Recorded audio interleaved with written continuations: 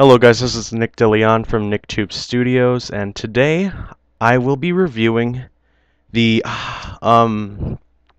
high-grade Universal Century Zaku 2. It was released on September of 2003, according to the Gundam Wiki. So, yeah, got this for Christmas. Thanks for some financial help from my family.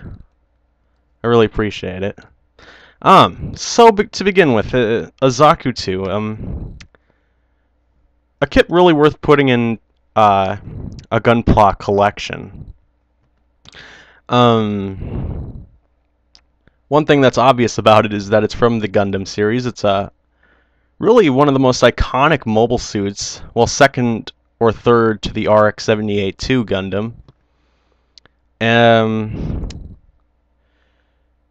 has been really the one that's been getting its ass kicked by the Gundam itself.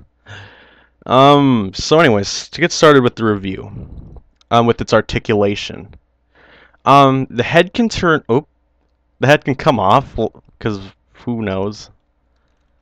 Well, anyways, with the head on, the head can go 360 degrees. The arms can bend a little more than 90 degrees, as well as the shoulder armors. For the shoulder armor on the right arm, it can go 360 degrees. It's just going to have a little bit of complications though, because it's attached to the shoulder. And then the other shoulder armor on the left arm can just pretty much come out, just so it can give the left arm some additional articulation. And if you try to scrunch it up together, then it's just going to knock the Zaku's head out. Okay, anyways. The hands are on a ball joint. They can go 360 degrees. And then they can also do these cool tilts. The waist has no articulation. The skirt armor can come out like this, but only by a little bit. But however, the side skirts here can actually come out as well, so it can improve the articulation in the legs. So the legs are on a ball joint within the hips. They can bend out kind of like this to do a slight kick. Not really a 90 degrees, but it's good. I mean, it's only basically required if you want to do the Gundam kick from Char's Zaku 2. Yeah, the leg can go out like that. The knees can actually come out 90 degrees.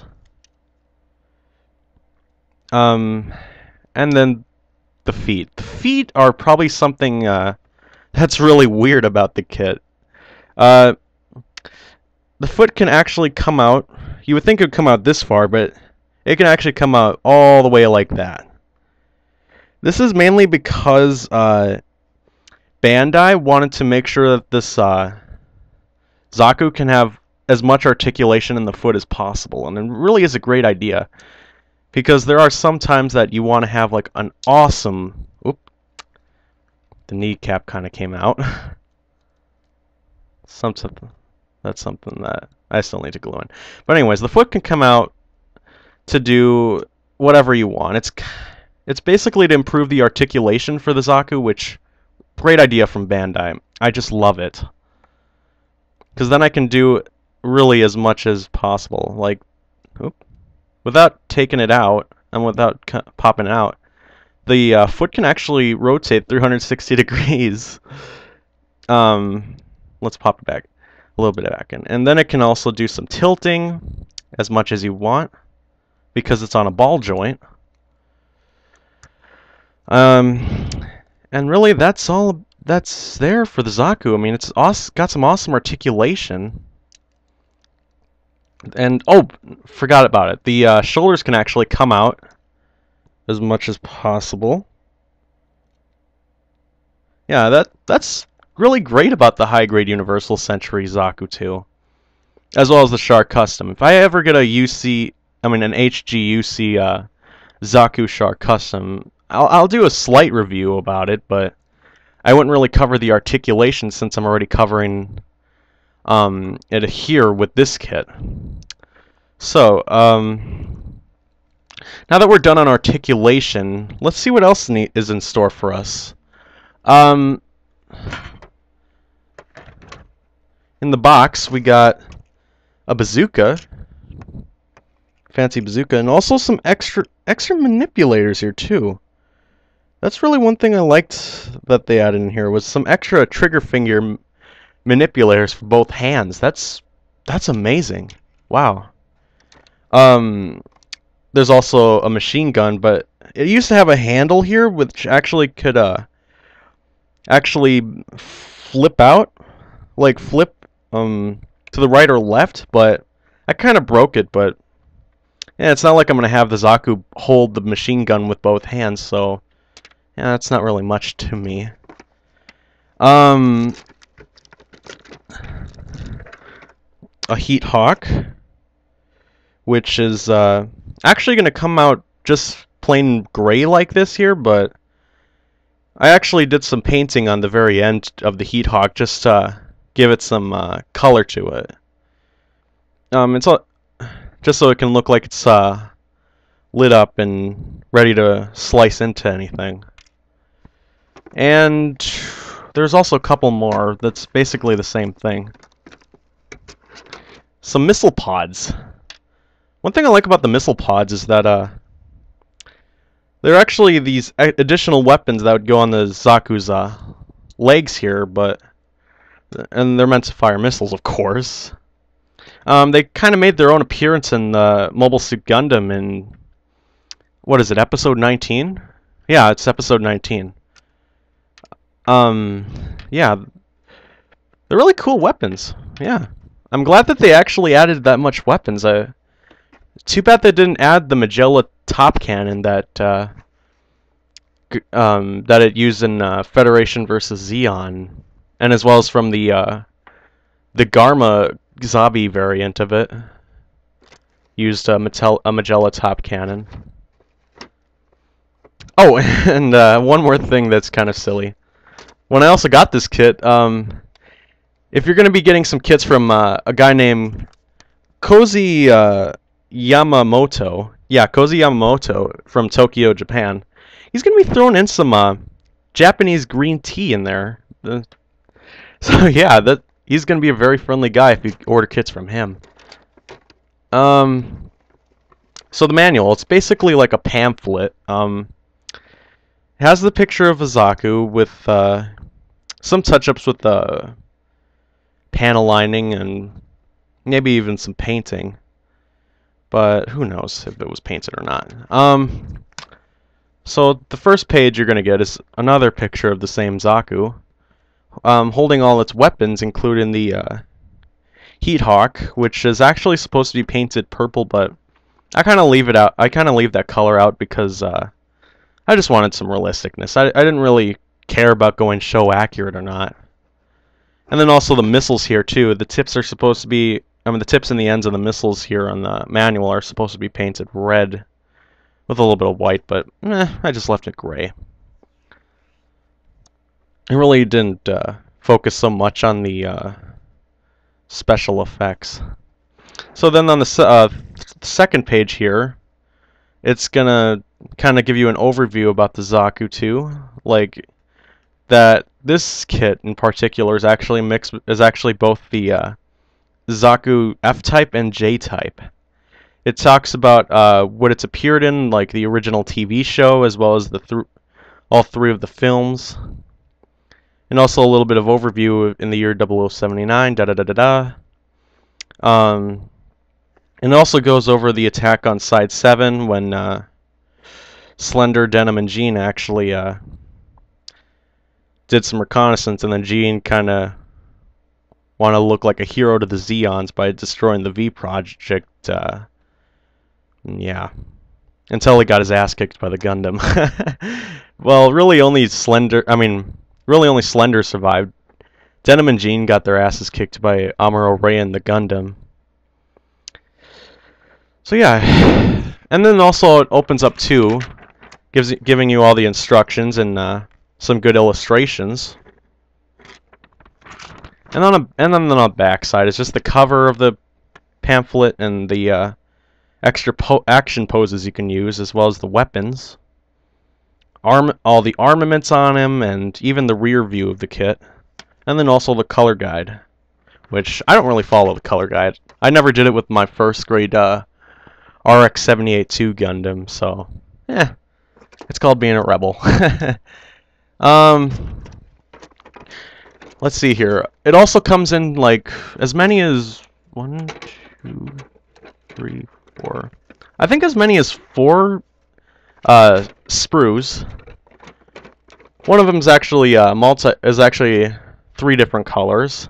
It'll be coming in like a pastel green, a army green, and then I don't know. It's like a dark gray or regular gray. That would be in the some parts of the kit. So, what else is in this kit? I also forgot to mention in the articulation. Sorry about that.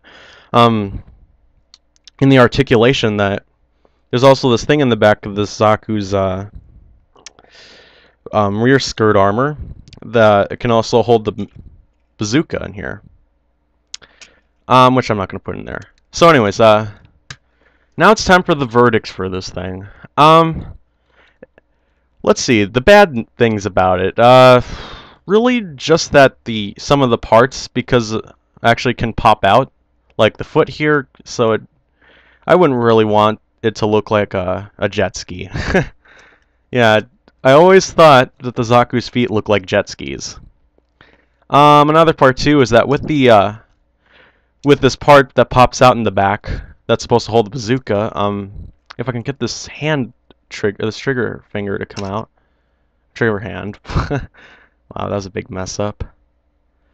With the bazooka here, it would stick in there, but it doesn't really hold the best, despite what you do, because it's gonna sit there a little crooked. But I think that might be just because, yeah, that's one thing I don't like about that part. So I never show the bazooka in the back. I'd rather show it in his hand. It just makes him look like a badass. So yeah, that's one thing I don't like about this part here. It doesn't really hold the bazooka so well. Another part is that the head comes off a little too easily, and that's just a bit of that's just something that not really that fun to see. I mean, unless if you're just trying to display the head, then okay. Other bad parts too is that probably that the missiles in the missile pods could be lost too easily. I mean, I haven't lost my missile pods yet, but something tells me that within like 3 to 6 weeks, I'm gonna probably lose them. So I'd rather keep them in there. And really, yeah, I think that's. Oh, and also another thing too with the Heat Hawk here too is that even though it's like show accurate, that's something I like about the Heat Hawk. The bad thing I don't like about it though is that it doesn't really hold in the hand so well. I mean, it's not just the high-grade Universal Century Zaku's dealio with the Heat Hawk, but also with the high-grade starter set, which I haven't gotten at all because, well, I just wanted the Zaku. I didn't want to have both a Gundam and a Zaku. It's not going to hold in the hand so well. I mean, it's really flimsy. It's kind of flimsy, I guess you could say. Really small, and really, I don't think the Zaku holds the Heat Hawk this way. Or also, it'd probably burn the fingers on this Zaku. Other than that, that's the only things that aren't so good about the kit. But now, let's see what the highlights of this kit. I really love that they threw in all these trigger hands here, these gun hands. I like that they threw in 2 of them, so you can show the Zaku sporting both. So you can sport it with 2 weapons instead of 1. Like say I could just take these off and then fully arm him with a bazooka in one hand, a machine gun in the other, and then the missile pods down here. Put the Heat Hawk right here. I actually had a holder for it, but I don't want to put it in there. It doesn't. It's another thing too that's kind of bad about the kit too, is that the holder for the Heat Hawk isn't gonna hold in there because it's only a peg that holds the holder. Other than that, plenty of weapons here. Something that you would never expect out of even the real grades, which is good. I like that they gave the machine gun, the bazooka, the Heat Hawk, and the missile pods, and even these extra gun hands that can help them with them. Good. I'm also glad that they added a sticker for this kit, because if anything, I wouldn't want to spend all my day like painting just a mono eye for my Zaku. I haven't painted or panel lined this thing yet, so that's really all I have to say about this kit. It's a great kit. It's only 10 yet not 10,000 yen. That'd be terrible. It's only 1,000 yen, which in US dollars that'd be about 9 to 11 bucks. That's a great price. I like that. It's in really the best. It's got some great colors to it. I mean, it looks show accurate, and really a lot of weapons. I like it. It was simple and easy to build, and especially the polycaps helped out with the articulation by so much, because then I can do some awesome poses with this thing. Other than that, this is actually a great kit. It's really worth the purchase, and it's a really great way to start off with Gunpla. So, once again, I'm Nick DeLeon from NickTube Studios, and this is the review of the high-grade Universal Century Zaku 2.